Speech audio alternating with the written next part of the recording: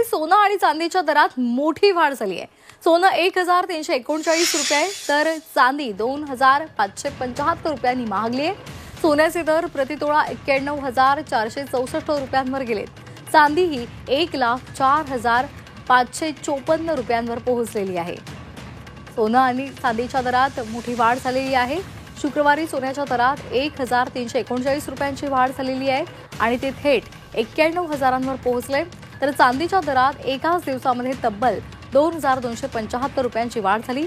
दरवाढीनंतर चांदी जीएसटी सह प्रति किलो 1,04,552 रुपयांवर पोहोचली आहे।